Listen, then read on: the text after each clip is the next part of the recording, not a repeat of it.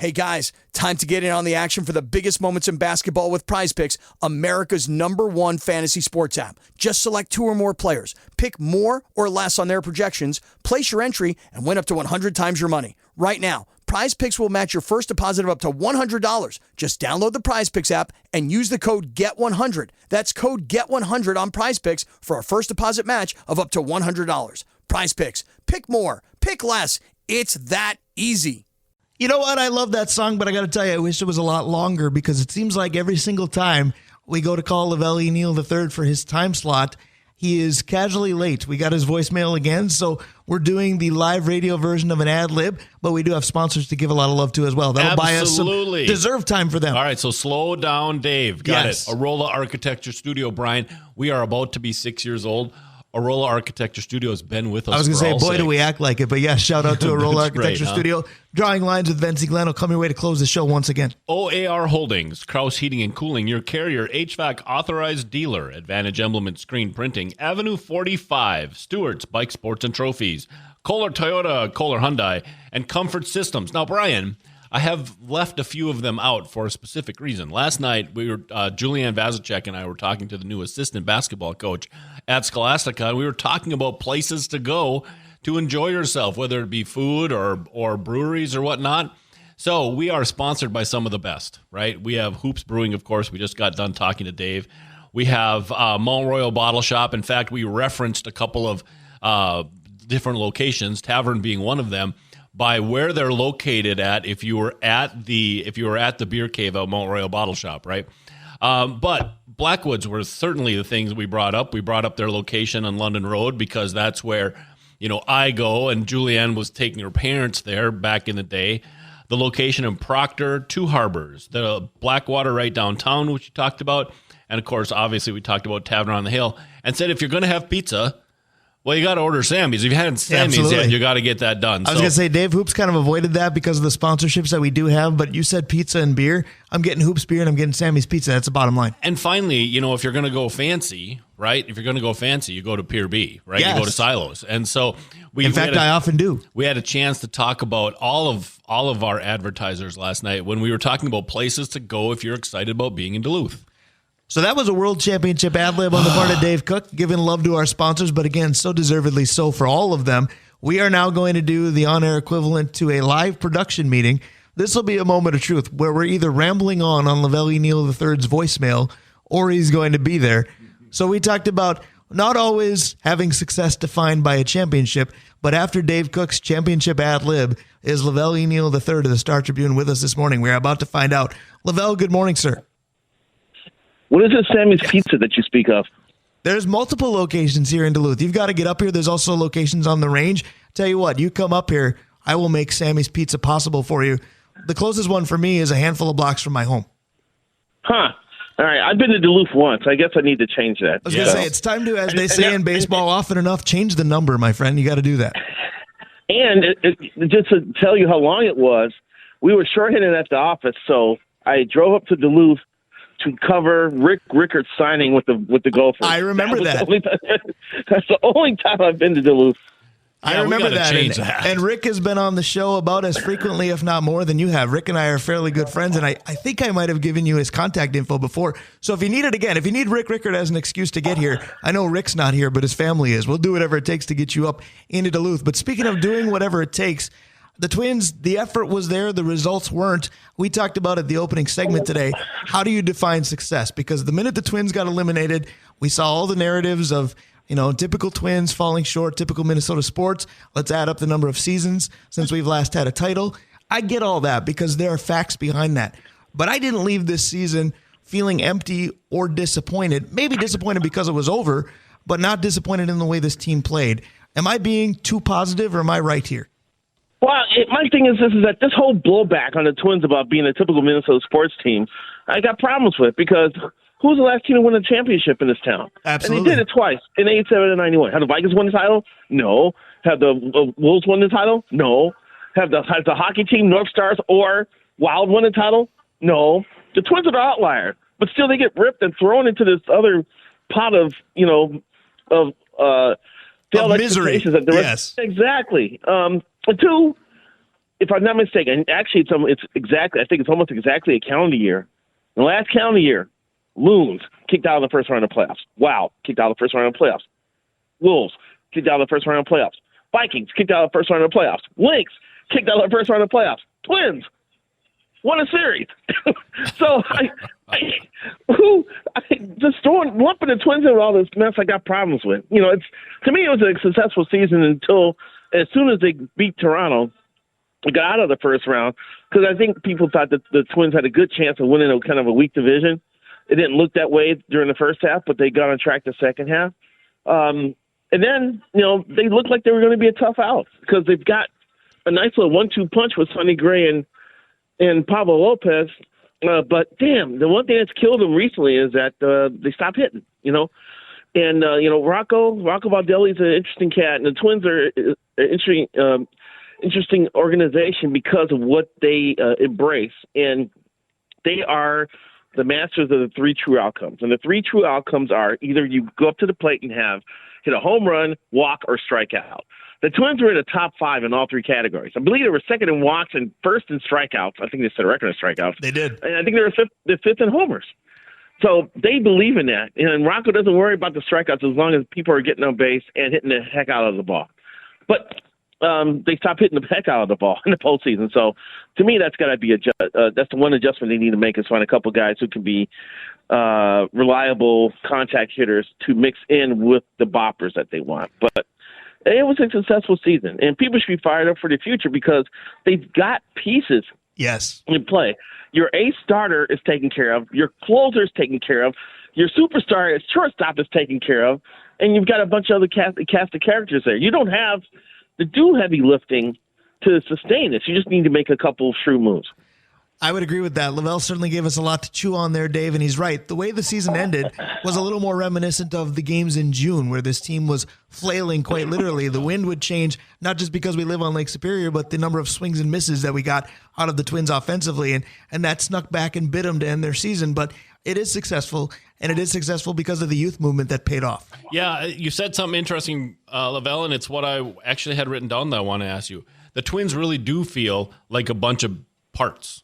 Right, you've got your superstar shortstop, you got your ace, you got your closer, and then you have a bunch of pieces. Royce is not in that mix, but Kirillov's been in and out. We don't know about Royce. Could be though.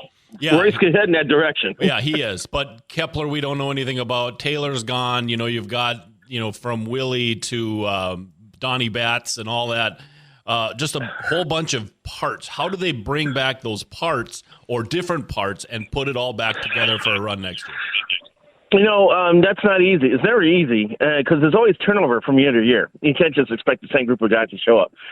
And the one thing, that you got to give the Twins credit for is that they attack, because I normally something I hate is that they bring in people to be the fourth starter. They bring in someone to be a backup or be the fourth outfielder and say, we're building depth. The best way to build depth is to bring in someone who's a stud and push everybody down a spot. That's how you build depth, okay? But I have to give the Twins credit for attacking the bottom third of their roster, because they traded for Kyle Farmer and they traded for Michael A. Taylor, and they signed Donovan Solano. And they picked up Willie Castro. And, all those guys ended up, having moments where, they made big contributions during the regular season. And I think the Twins are going to have to do that again, because some guys are not going to be able to come back. Taylor may want to find a multi-year deal. I think Farmer's still, around. Willie Castle's still around. And they're gonna lose some guys. So, and I still think they need one more dangerous bat in that lineup. And I don't know where it comes from. Paul Goldschmidt wants to stay with the Cardinals, but the Cardinals may be interested in kind of restructuring their roster. I may put them on the market. Do you want Jorge Soler? Do you want Reese Hoskins? Do you want one of those people who have a history of being a masher? They come in and play DH or first base. If they could find a 2019 version of Nelson Cruz, that would be perfect for them taking the next step. And I don't know. I don't think they're going to be able to sign Sonny Gray. There's a couple of issues there. Sonny liked it here. He would be open to staying, but usually when you enter free agency, you're going to want to be wined and dined. You want to be able to travel to different cities and different clubs and see what's best for you and your family. He's worked years for that to happen. He's earned this right, and he's going to take advantage. And usually when that happens, someone's going to come in with a boffo offer that it's going to be hard to refuse. The one thing about that may be peculiar to this off season is that the Bally Sports Network has got so many. They got a lot of financial issues going on, and they may go under or may not be carrying games next year. That will affect about a dozen or 15 teams in Major League Baseball, and people are predicting that if that does happen, and teams are not going to get the tens of millions of dollars in revenue that they were expecting, that it could end up being a drag on the free agent market, which could help the Twins possibly retain Sonny Gray. So I'd watch that Bally negotiation as they work through. It's Diamond Sports that owns Bally's, and I think they declared bankruptcy or whatever, and they're trying to work out an agreement to satisfy their debts. At the same time, it's still unclear if they're going to be carrying games at all next year. So that could affect the free agent market during the off season. It'll definitely be impactful. Let's say for a moment that it's not Sonny Gray next year. Does this team ride the momentum that they had and try to go out and sign another one or two starter? Or do we see everybody move up the pecking order? And if we do, I want to talk about two guys specifically. One would be Joe Ryan, who wasn't trusted beyond, the second or third inning in that elimination game. And the other would be the most energetic guy during that elimination game, which was Chris Paddack. You've said multiple times, guys just don't come back from multiple Tommy Johns like that. But he looked awfully good. What happens to the pecking order if Sonny Gray's not in it? Well, I wrote this for the Browns paper. My thing is that now the Twins they've caused a problem here because they've raised expectations. You can't just have like this 1 year of sunspot activity and all of a sudden just settle back into your normal mediocrity. You've got to take advantage of it. The window to compete is open now, and the Polet family needs to understand they need to add funds to make this team a threat to not just make the playoffs, but maybe make a deep run. So I think they have to look for it. And that's one thing. You're not looking for an ace. Maybe you can either sign or trade for a guy who can sell in as a number 2 or a number 3. I think highly of Joe Ryan. His numbers this year got weird as it went along. He was great at the beginning of the year, and then after he had that groin issue, when he went to Atlanta and gave up 5 home runs, wasn't the same. I still think he can develop into a quality guy. I have to see Paddack over the long haul to be comfortable with him. The two-time Tommy John club has a history of not pitching well when they come back from the second surgery. But I say that fully aware because Kenta Maeda had it too. Pitchers are now having the double procedure. They're having the Tommy John surgery and having the primary repair surgery at the same time. It's almost like elbow replacement now. These guys are getting like new elbows, and they got bionic pitchers. Yeah, Maeda felt great after his surgery, and his stuff came back to like touching 92, occasionally 93. So maybe there's hope there that thanks to advancements in medicine, that that second surgery is not as debilitating as it has in the past. But I would still look for someone to sell in as a number 2 guy, or at least a number 3, strengthening that rotation. And I look for a bat as well. They got trade pieces. I mean, Trevor Larnach and Jose Miranda, are still young and still developing. They can end up on a team where they could flourish if they're part of a deal. You got other guys coming up. Next year, you're probably going to see Brooks Lee and Austin Martin. Derek Falvey told me yesterday he raved about Martin's defensive ability in center field to the point where I thought he may become Michael A. Taylor next year. So there's, like I said, they don't have to make a major move. They just have to make moves to strengthen the squad here, and that's like when you have your ace figured out. I mean, that makes a lot of things easier here. So this is I think it's just doable that they could add on to this roster and work to go even further in 2024. I agree with that. It's a unique situation for the Twins to actually have an ace in the hole, so to speak. They're ready for next year in that department. But speaking of being ready for next year, we talked about a number of guys and how will they come off surgical procedures, or how did they? How will they is going to be a narrative already for 2 big names. Alex Kirilloff, you could be looking at missing substantial time with the procedure that he's due for. Seems like every year it's surgery du jour with Alex Kirilloff. Byron Buxton, you just talked about Martin. We're going to need that insurance policy in center field, somebody much better than Jake Cave used to be, and that's what Michael A. Taylor was this year. But what's the prognostication for Kirilloff and for Buxton? Because the Byron Buxton moment in that elimination game, I made this very poor joke on a text thread during the game. The Twins were hoping for a Kirk Gibson moment. Instead, they got Debbie or Kyle. But what do you think is going to happen next season? Wow, that's just bad. And Kyle Gibson was on the playoff team this year, too. I know, but he's not much of a hitter last I checked. Go ahead. Golly. I think Bucks and the Buck thing, you're going to have to wait and watch. Unfortunately, because of his history, it's hard to predict the future with him, just because he had so many injuries. And, this knee thing is like a multiple-year thing now. See, I didn't know he was joining in 2021 and 2022. We didn't know that until like a few months ago. And now he's had to have another surgery, which they're hoping is going to alleviate the problem in that knee. The other thing about that is that when they did knee surgery last year on him, they discovered a cyst behind the kneecap, which they cannot remove because it's too close to nerves. So it's going to be sitting in there. But I think they removed part of a flap or something that's in the knee. That's going to make things easier on him. But hopefully it comes back because, you start having multiple knee surgeries, you're worried about things being chronic, and then that's going to affect his ability to run. And we saw Byron Buxton, who's unable to run, and play outfield. He's less than half of a player because he hates being a DH. He doesn't know what to do with between the bats. He can't go out and use his great defense to, make plays and save runs, and that could actually have a psychological positive effect on your offense when you're still finding ways to impact the game without getting a hit. So it's really a big conundrum with Buck, and we're going to have to wait and see on that one. Kirilloff should be fine after this labrum surgery. I've covered a lot of players who've had shoulder surgeries. Pitchers are definitely more of a worry than position players, but now Kirilloff's had like 3 years where he's had wrist injury, and shoulder injury. I was going to say, talk about a guy that needs a bionic arm. Go ahead. Yeah, I'm pro Kirilloff too. I think the guy can hit, but he's not a prototypical first baseman. He may be average at best defensively, but you don't want him to play the outfield. You do not want Alex Kirilloff in the outfield. You just don't. Okay, so his one spot is first base or DH. But I tell you, man. Based on where the Twins are at and what they could be, if there is a first baseman out there who can hit, or Paul Goldschmidt wants to come over here, I will look into it.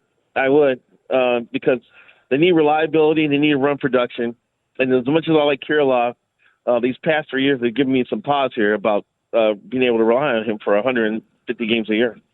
No question about that. We are chatting with Lavelle E, Neal III, Star Tribune columnist, talking about the baseball season that was for the Minnesota Twins, but obviously there's still a baseball season left for a number of teams. I want to talk to you, Lavelle, about basically who you got now, because the Houston Astros, ironically, because it was against Minnesota and it just added to the narrative, they were the only team with the bye to move on, which is just awkward. You've got teams like the Rangers and Diamondbacks who really aren't supposed to be here but haven't lost a playoff game. Who do you got in this? I know who I'm going to be rooting for, but who do you think actually comes through? Oh, that's a great question. Thank you. That's a great question. Every once in a while. Never underestimate the heart of a champion, and that's what Houston is. And I like the way that team's set up. The trade for Verlander was huge because Houston went to the season thinking that Framber Valdez and Jose Urquidy were going to be like the number 1 and 2 guys with Garcia like a 3. But the other 2 guys had their moments when they struggled, so they traded for Verlander. That rotation is built for the postseason. They have a capable bullpen. And I added it up. I think since the Astros run to the postseason, they have played 90 playoff games during the 7-year run to the ALCS. I think the Twins have played 12. I was going to say, that's incredible. And Altuve and Bergman have been there for all those games. So they're battle-tested. They're not going to crumble in big situations. Texas is supremely talented. Corey Seager may be the best hitter. Well, I can't say that because they have Yordan Alvarez.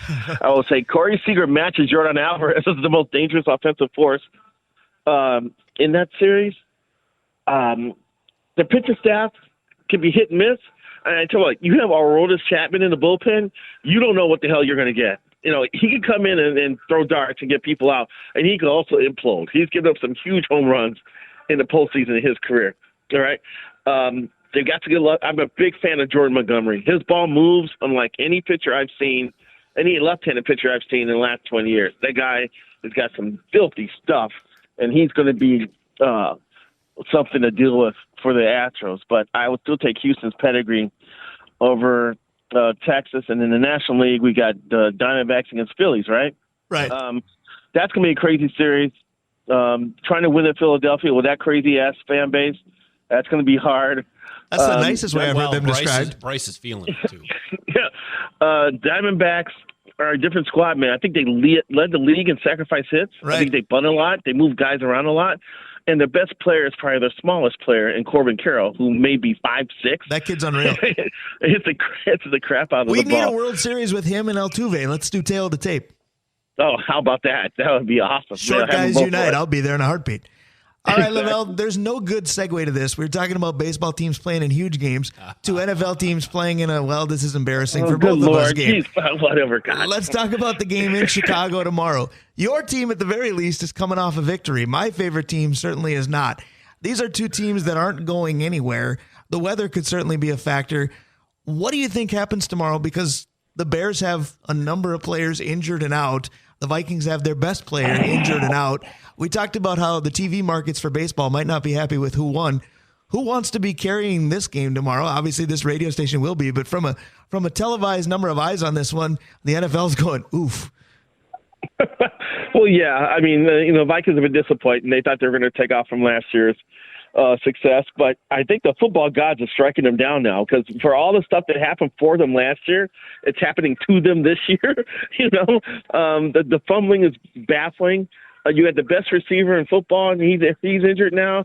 The defense, even by adding Brian Flores, who's the credible defensive coach, the defense is still shaky. That tells you that they got a personnel problem as well as a coaching problem.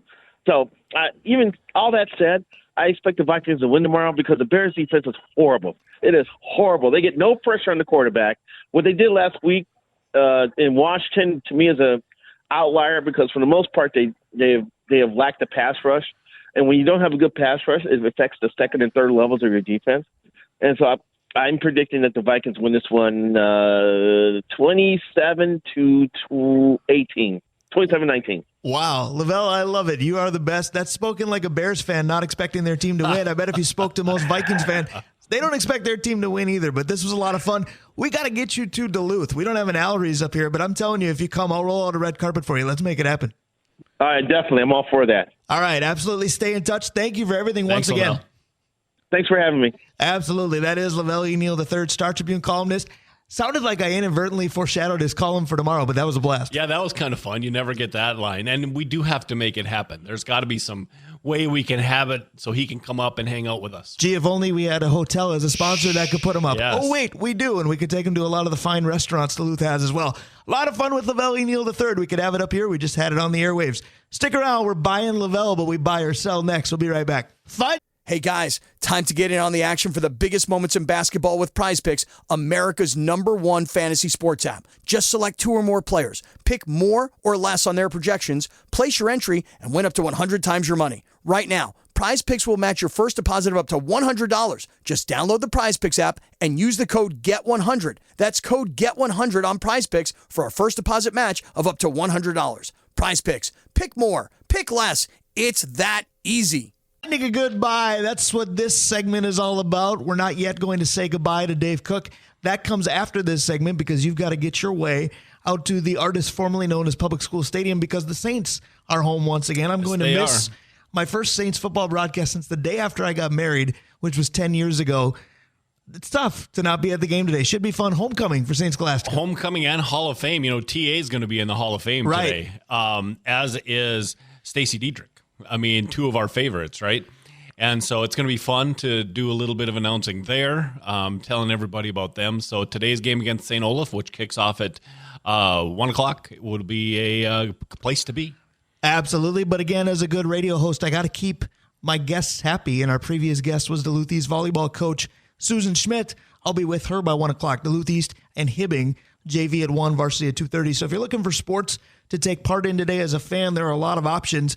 Speaking of options, buy or sell, we keep it simple here this segment. Options, there are only two. You either buy or you sell. Deal. That sounds like a good one. That's a game you can handle? Is it my job now to pick the category? Well, I'll run through once again because we assume, perhaps incorrectly, but we assume every week that we've got brand new listeners. So if there are folks out there that have never heard us do this game before, yes. Yeah, you're listening for the first time in almost 6 years. I'm impressed.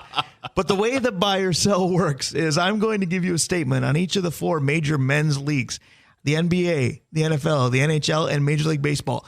If you agree with my statement, you say buy, and then you tell me why. If you disagree, perhaps vehemently, with my statement, you say sell, and you tell me why. We've always had fun with this. Dave Cook, yes, your job is as follows. Hot takes galore, which you texted me one earlier this week. You're hot. Big on that. I never got so many flame emojis on my phone in one text thread. So your hot takes. Then you said it wasn't a hot take. Well, it wasn't. Your hot take is one of your requirements. The other, of course, is the order at which we play buy or sell this morning. Twins are done, so let's get Major League out of the way. All right, Major League Baseball. For most of the season, I'm not sure if we did, but I certainly raved about the quality of teams in the American League East. They were all good for a very long time. In fact, the Twins were leading the division for the bulk of the season in the AL Central and would have still been in last in the American League East. It didn't end that way, but it certainly went that way via the journey, if you will. Fast forward to the playoffs.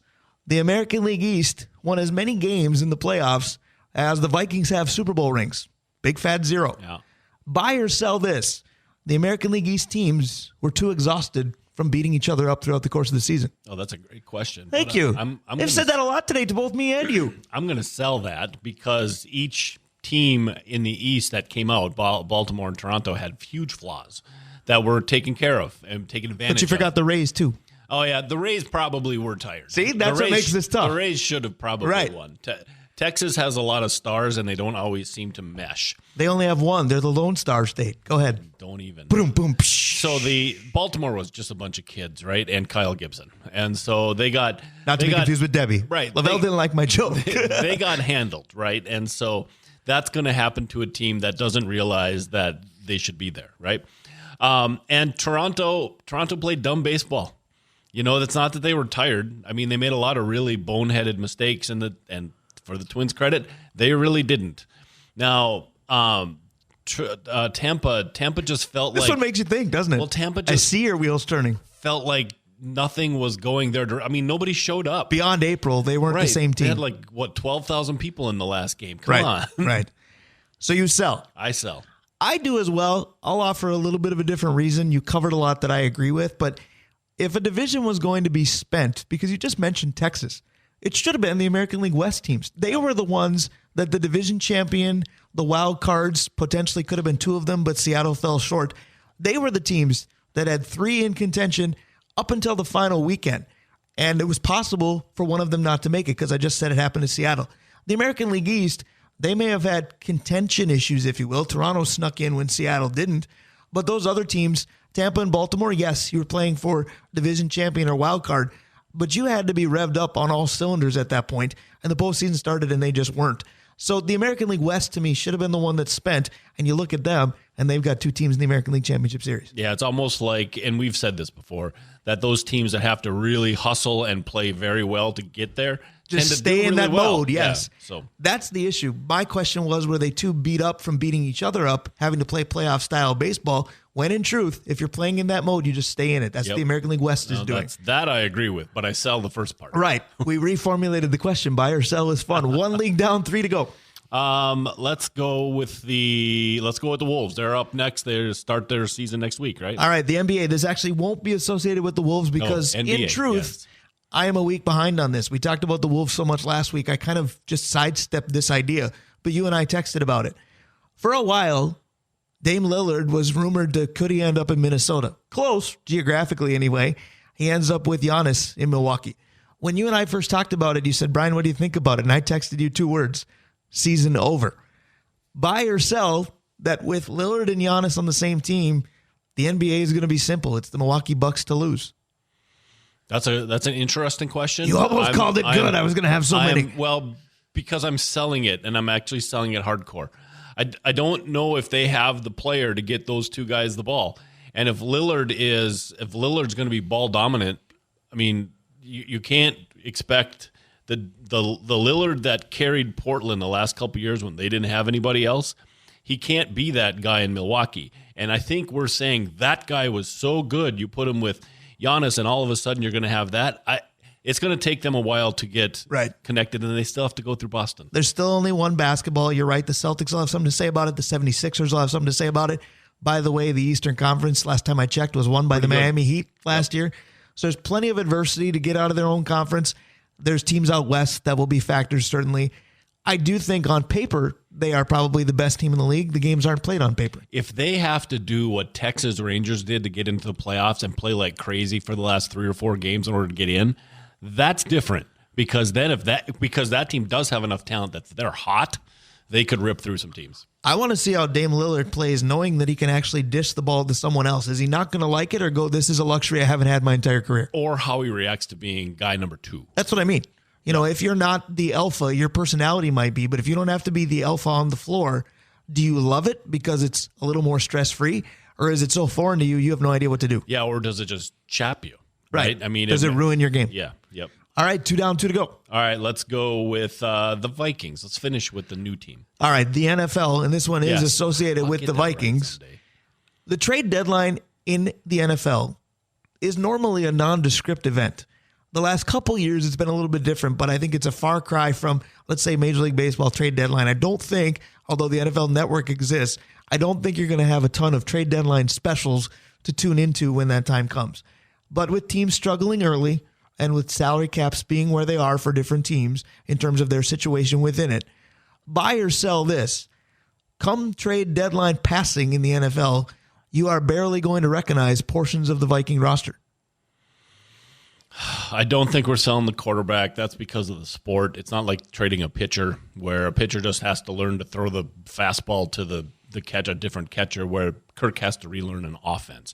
And that's why you never see quarterback, not never, but very, very, very seldom see quarterbacks change teams in the middle of the year. So I don't think Kirk's going anywhere. But that defensive line, that pass rush, if you're going to tell me that they could be drastically different, if somebody comes and blows That's why I said roster. I don't think Kirk's going anywhere either, but there are other elements. If you told me that somebody was going to blow you away for Harrison Smith, you make that trade. I mean, if somebody called for O'Neal, you might have to think about, you're not trading Darisaw, but if somebody came and said 3rd round for O'Neal, you might think about it. That's the other thing. In the NFL, first-round draft picks are very seldom traded because they're so valuable. That you're not going to get a first for Hunter. You're not going to get a first for Kirk. You're not going to get a first for Harry. You might get a first for a guy like O'Neal. And so, I think that Hunter's going to be gone, but I think you'll recognize the rest of the roster. All right, I'm going to buy that you might not recognize the defense because I do think Danielle Hunter's going to go as well. I think it's the right thing to do to not have to worry about this 1 year at a time. And the money that he's going to demand in a defense that is underachieving as a unit. Why put that much money into one guy that statistically might look all right, but in the proverbial eye test doesn't do as much for you as he used to? I think Jordan Hicks might be one of the worst players on that defense. If anybody calls for him, I'm receiving that call.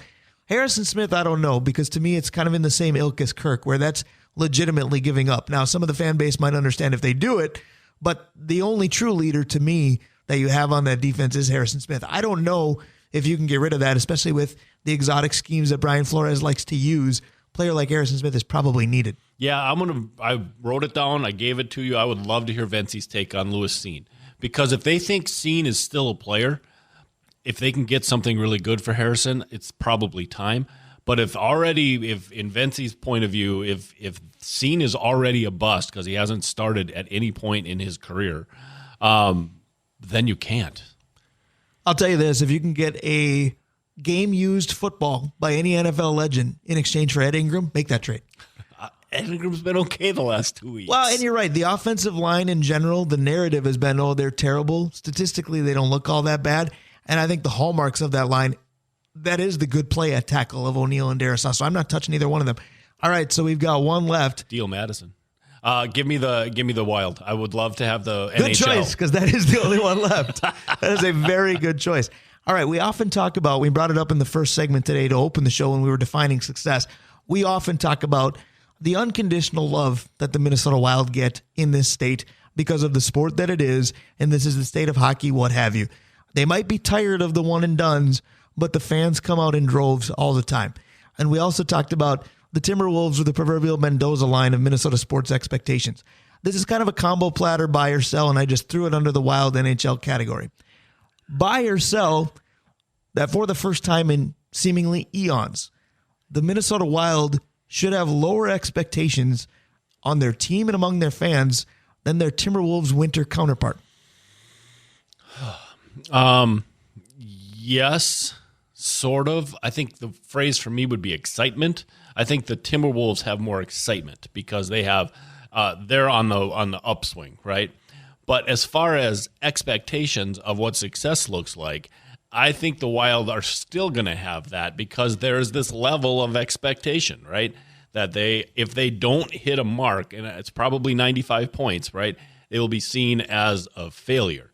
Now, the Timberwolves, if they host a home game, right, everybody, and you and I included, will be celebrating the fact that they're at home. If they get home court advantage for a series, yeah. Yep. And so I think that the Timberwolves have much more excitement.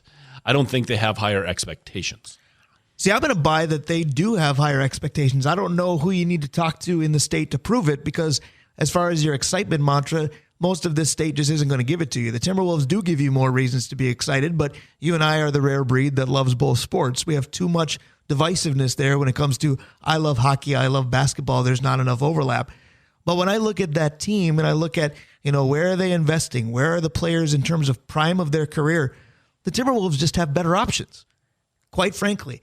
Now, Dave Hoops made a great point that, the NHL is more of a coin flip. And yes, they have a number of teams that make the playoffs. So does the NBA. But there's a lot less star power on one or two teams in the NHL compared to the NBA, where we know the stars reside in about 1/4 of the teams. Yeah, no, you're right. But you also mentioned probably the first thing of the day is the Wild's defensive options make them they're going to win games purely because they're better defensively than the rest of the team. If they continue to grow, they will. And they just have to score. The Timberwolves are an unknown on both sides. Can they play defense? We just don't know that. And we know that Ant can score, and we know that Towns can score. We don't know if they can do it together.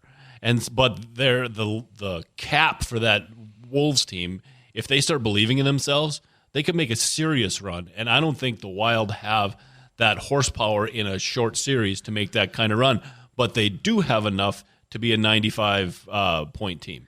I think the one spot where they're super similar is they've both got a lot of depth, but they've got a lot of above average depth. There's not a huge drop off, but you don't go to the next guy and go, that's a budding star as well. So it's going to be interesting to see how that plays.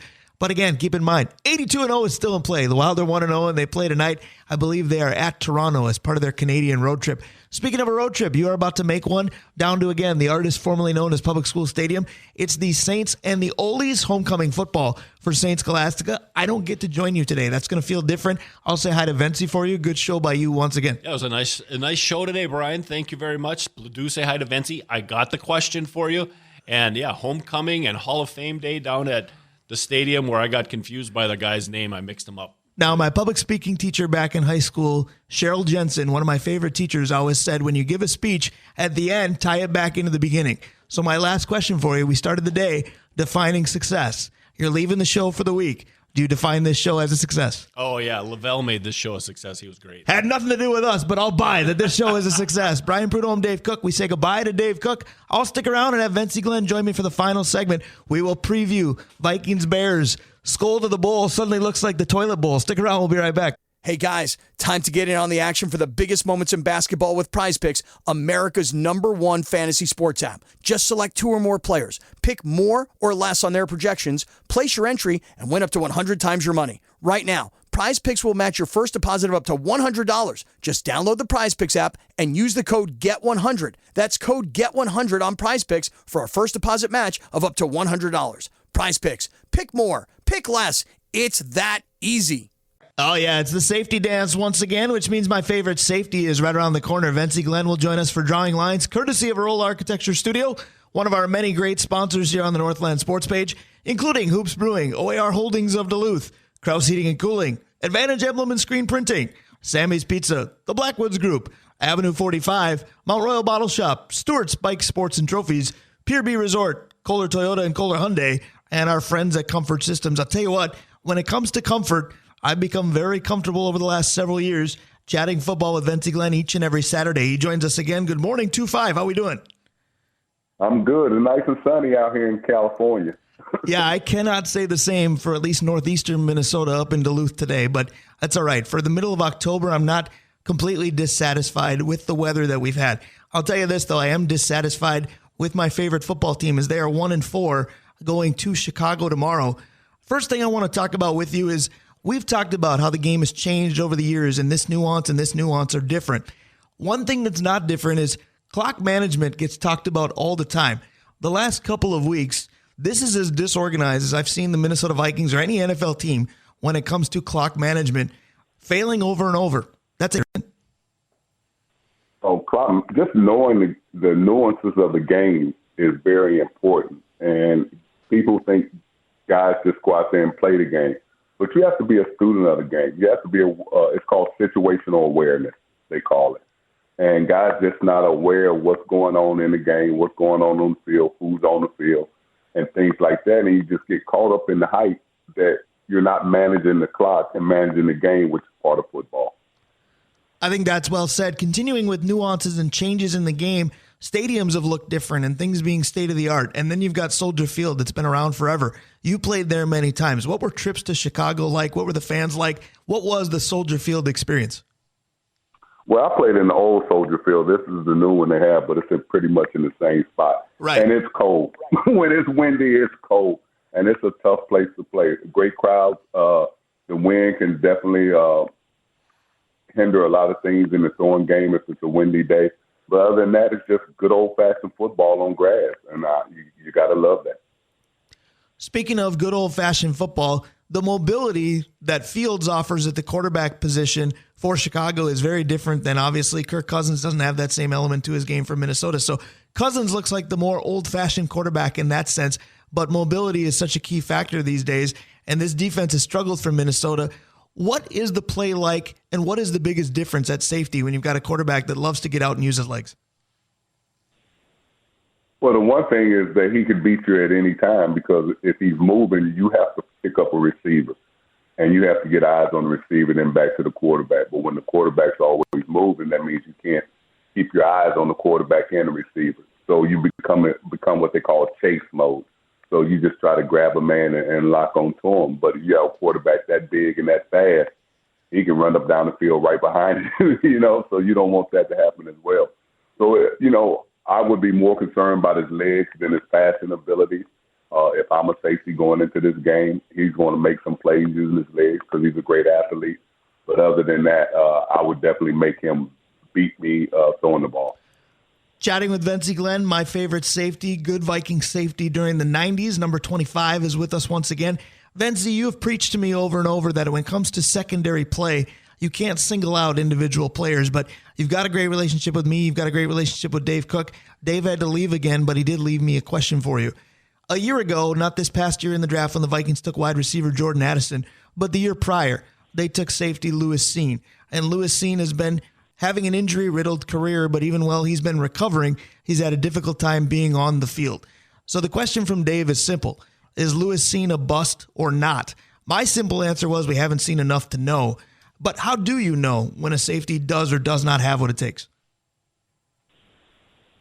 Well, I don't like to ever say someone's injuries is a bust, but it can definitely hamper or hinder your confidence level. And this is the pros. This is not college. You can be all the hype you want in college, but these guys in the pros are grown men. They're the best at what they do, and they don't care about your feelings. And you have to find a way to get on the field and get better. And if you can't find that combination, you're going to have a short NFL career, and they're going to call you a bust, especially if you're a high-round draft choice in 1, 2, or 3. You have to perform at a certain level.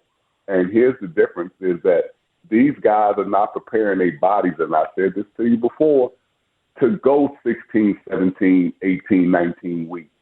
They stay hurt. It's like a track meet, and these guys are getting hurt, and they're missing games. And ultimately, it's going to cost them money down the line as far as people paying them and saying, hey, I need you for 16, 17 games. you're only giving people 10 games a year. That's not good, when you know that you're hurt. And once people put that label on, you're always hurt, they're not going to spend money on you and put a lot of confidence in you. So being on the field is a big part of being a professional athlete. As they say, sometimes the best ability is availability. I think of you every time I see injury reports released, and the number of names on every team seems to be growing by the week. So these things do happen. I want to talk to you about something you phrased just a moment ago, not caring about your feelings. And it segues nicely into the trade deadline is coming up. And again, the NFL trade deadline is never going to be mistaken for Major League Baseball. Major League Baseball, it's always a huge deal. You've got TV specials with it and whatnot. Maybe we'll see more movement at the deadline. Obviously, I think Christian McCaffrey, that big deal to San Francisco was right around then a year ago. But when you played, did something like that even get discussed? Once you're in the season, you're in the season. You don't figure you're going anywhere, do you? Man, I can't say it didn't happen, but trading for somebody in the middle of the season, no, they either got released or cut, and then we picked them up. I've seen that a gazillion times, but actually trading for somebody you knew back then, you knew who your team was and you knew who you was going to battle with, and that's comforting. When you got guys coming in and out throughout the year, to fill gaps and things like that, that means that either your team's not performing at a high level or you got a lot of guys hurt. And either way, that's not good for the team. So trading and not having what you want going into the season and trying to pick up parts, you always try to get a little better as you get into the season. But to me, that's just patchwork, going out trading for guys, because most teams already know what they need and the kind of chemistry they need to be successful that year. I agree with you. It doesn't feel like a recipe for success. It feels like grasping at straws a little bit. Speaking of trying to get better, the Vikings are trying to do that. The record's not showing it. Obvious problems on this team, but week in and week out, have you seen anything from this team that leads you to believe a corner could be turned? Obviously, they've got their best player now on IR in Justin Jefferson. But we started the show with defining success or finding success even in bleak times. Do the Vikings have anything where you think, they should be excited about this? This team, I always start with the leaders. What kind of leaders do you have on the team? What kind of guys do you have to get the young guys? Who are they on this team? That's a great question. Yeah, exactly. And when your quarterback is not the leader of your team, now I would say Harrison Smith is a leader, but he can only do so much from the defensive side of the ball. When you sit there and I'll go back to it, I don't like to talk about this. It's just hard to fathom that they put so much emphasis on two players on the Minnesota Vikings that when one of them go down, now you're asking everybody else to become these super players to get you out of the hole when you had the great guys right there and they couldn't get you out of the hole. And I just think the way this team is jumping around the passing game and no running game and depending on one guy to win every week, has got them in the situation that we're in. And you can't sit there and ask defensive guys to go out week in and week out and play their butts off when your offense is not the kind of offense that can keep you in the game and you don't know what you're going to get. I call it a potluck offense. They look for the big play from Jefferson every week, and now that's gone. Now what does Cousins do? He never threw it to nobody else, and now they talking about T.J. Hawkinson. He's not that kind of a threat. He's not a Travis Kelce. He's not a George Kittle. He's not. I like him, but he's not that kind of guy. So now he's not going to help you move the ball up and down the field like Jefferson did, giving you 15, 20 yards or 40 at a pop. So it's two different things. And now you have to get guys to play that kind of football, which is, man, we that's not our DNA. So it becomes difficult as a team trying to find your identity week 5. I agree with you. Last question, because we've just got about a minute left. Again, we're with Vencie Glenn, all part of Drawing Lines, courtesy of Roll Architecture Studio. The Vikings are playing a bad football team. Now, mind you, they are among the bad football teams in the league so far this year. But they're playing a bad football team tomorrow. The last time they were playing a bad football team, they were going to Carolina. And you basically said if they don't beat Carolina, there's a locker room problem. Is it that simple again tomorrow, or is it different because it's a divisional game? It's the same thing. They're a better football team than the Chicago Bears. If they don't go out and prove that, I don't care without Jefferson. They're still a better football team as a collective group. And if you don't go out and play 60 minutes of football and put that together, you can lose to anybody. It's the NFL. These guys are pros. They get paid on the other side of the ball as well. And you can't go out there with a lackluster attitude. It's like, do you like that? No, we don't like that. We like W's. W's take care of everything. And if you're not winning, don't tell me how good you are. I love that, Vencie. You always tell us how it is, and you tell it like it is, and I love every minute of it. We will talk again, I'm sure probably as soon as today or even tomorrow, but we'll talk on the radio again next week. As always, I appreciate your time, my friend. Hey, real quick, tell Dave he came up with another doozy question. I like it. All right. I'll have him keep feeding you, even if he's not around for you, but I'll always be there for you, just like you are for me. I really appreciate it. Anytime, pal. You got it. All right. That's our guy, Vencie Glenn. And that is already a show for today. Time flies when you're having fun. Here on the Northland Sports Page, we continue to have fun. Lots of fun today with Dave Cook, with Dave Hoops, with Susan Schmidt of Duluth East Volleyball, with Lavelle E. Neal III of the Star Tribune, and, of course, with Vencie Glenn, the former Vikings safety. Have a good weekend. Tune in tomorrow. Time for 2 more. Follows Vikings fan line. Hopefully a win over the Bears. Dave Cook is in for Steve Patosha. I'll be back again. See you. Hey guys, time to get in on the action for the biggest moments in basketball with Prize Picks, America's #1 fantasy sports app. Just select 2 or more players. Pick more or less on their projections, place your entry, and win up to 100 times your money. Right now, Prize Picks will match your first deposit of up to $100. Just download the Prize Picks app and use the code GET100. That's code GET100 on Prize Picks for a first deposit match of up to $100. Prize Picks. Pick more. Pick less. It's that easy.